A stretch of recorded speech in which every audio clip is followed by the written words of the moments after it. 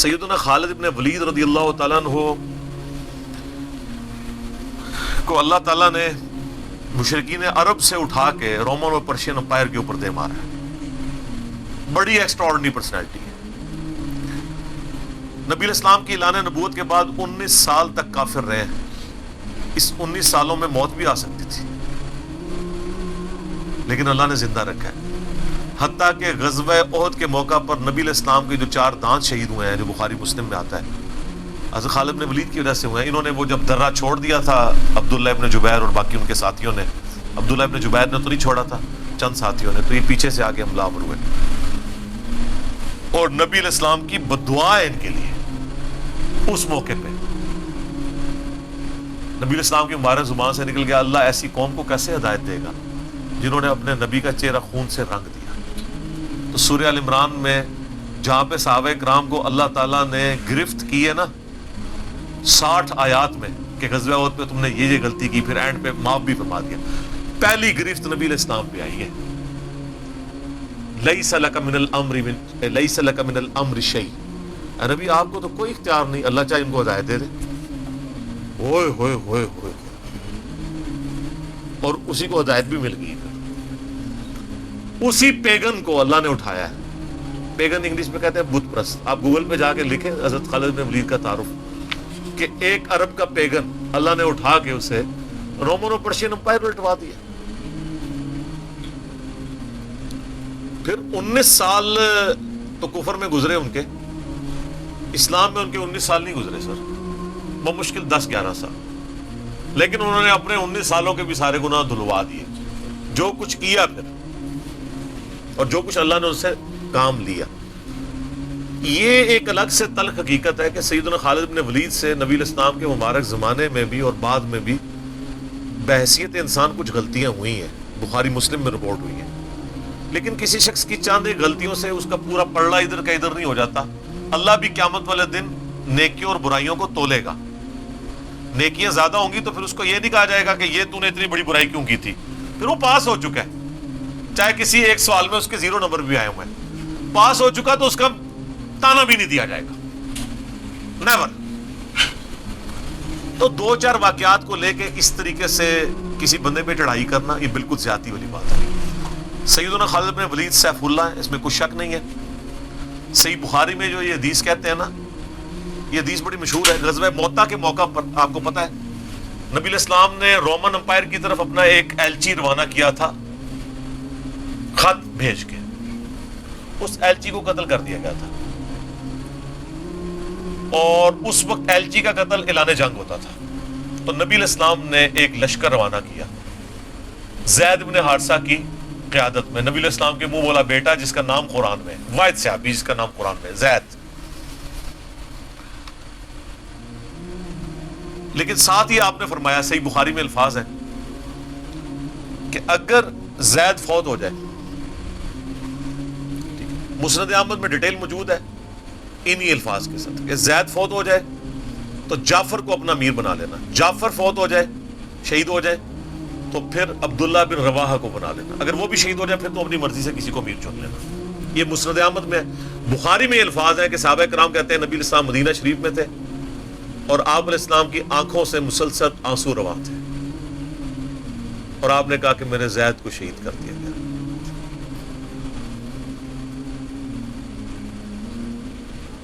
اب مسلمانوں کا پرچم جعفر نے تھام لیا. جعفر بھی حضور کے لاڈلے سے, آپ کو پتا ہے, جعفر طیار حضرت علی کے بھائی, جن کے بارے میں بخاری میں آتا ہے کہ ان کے 2 بازو کٹ گئے تھے تو آپ علیہ السلام فرمایا میں نے اسے جنت میں اڑتے ہوئے دیکھا, اللہ نے اس کو 2 پر دے دیے.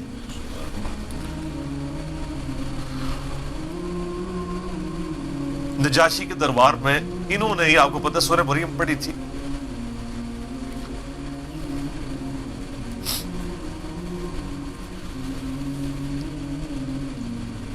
پھر آپ نے فرمایا کہ جعفر کو شہید کر دیا گیا.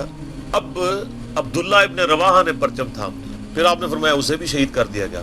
پھر آپ نے فرمایا اب اللہ کی تلواروں میں سے ایک تلوار کو مسلمانوں نے اپنا امیر چن لیا, اور میں اللہ سے امید کرتا ہوں اللہ تعالیٰ اس کے ہاتھ پہ فتح دے گا, اور فتح ہو بھی گئی. یہ بخاری کی جو حدیث ہے نا, اس کے اوپر امام بخاری نے باب باندھا ہے مناقب خالد ابن ولید.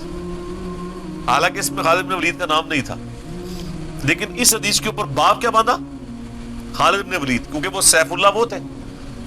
سیوف من سیوف اللہ, اللہ کی تلواروں میں سے ایک تلوار کے ہاتھ میں جھنڈا آ گیا, اللہ تعالیٰ فتح دے دے گا, فتح ہو گئی.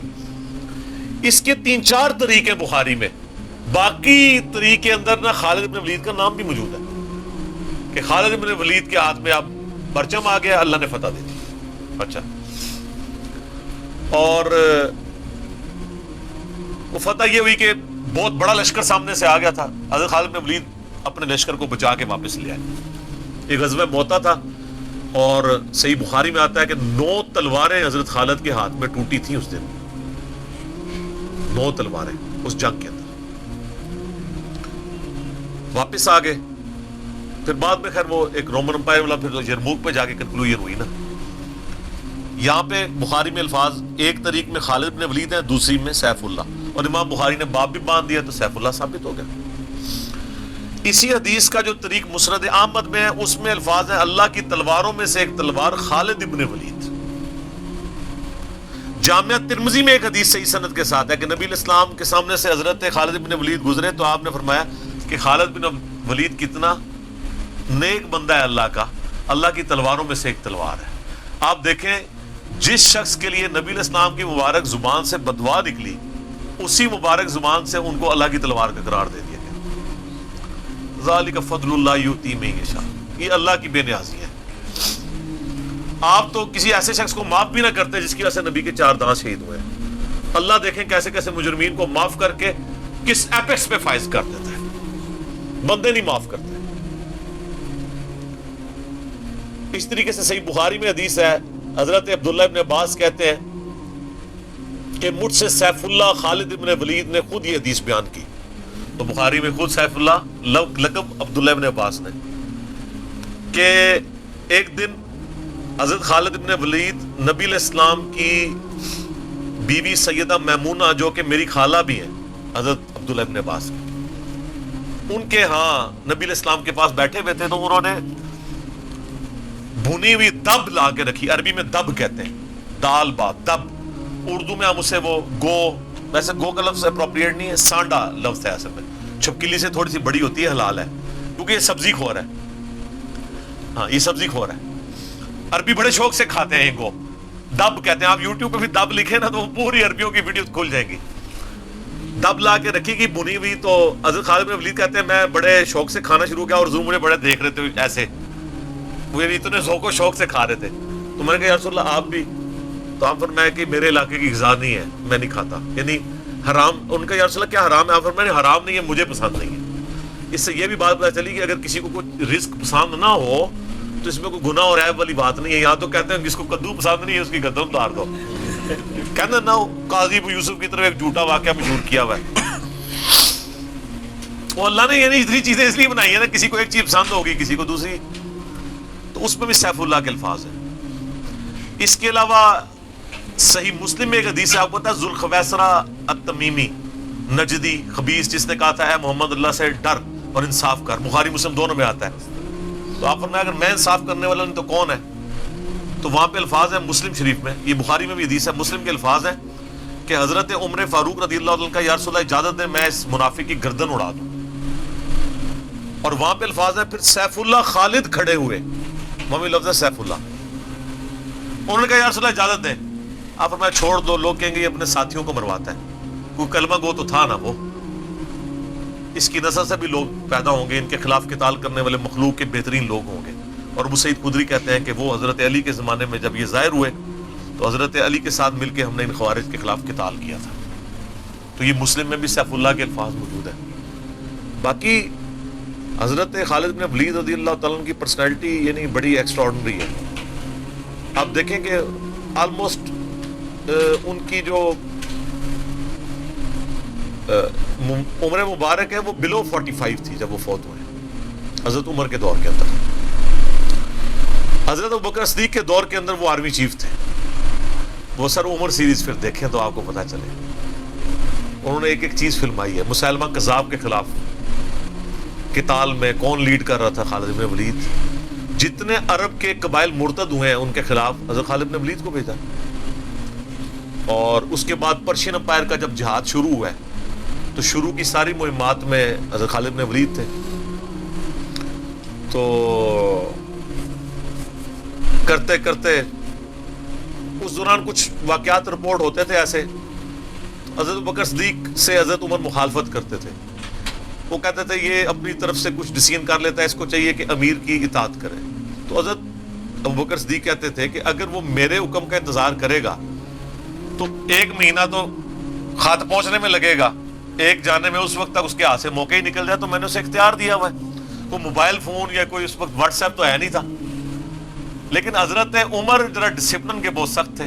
وہ کہتے تھے اس طرح ان کو خود ڈیسیژن نہیں لینا چاہیے, کیونکہ اس میں 1-2 مسئلے ان سے مس ہینڈل بھی ہو گئے تھے. تو جب اتنے بندہ کام کر رہا ہوتا ہے 1-2 مسئلے تو مس ہینڈل ہو جاتے ہیں. ہم سمجھتے ہیں مس ہینڈل ہونے کا مطلب ہے 0 سے ملٹیپلائی. ایک طبقہ یہ سمجھتا ہے, دوسرا کہتا ہے نہیں کہ چونکہ اس کی شان بہت ہے لہذا مس ہینڈل ہو نہیں سکتا. یہ دونوں ایکسٹریم ہیں.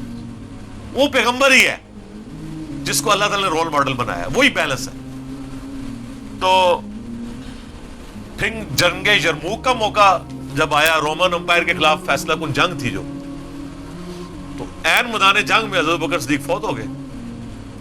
حضرت عمر نے پہلا ڈیسیژن یہ کیا کہ خالد بن ولید کو آرمی چیف کے عہدے سے معزول. ہائے ہائے ہائے سر, بالکل آپ آخری اوور چل رہے ہو اور آپ کا جو پلیئر سینچری مارو, آپ اس کو کہیں اس کو واپس آ جاؤ اور ایک نیا پلیئر بھیج دیں.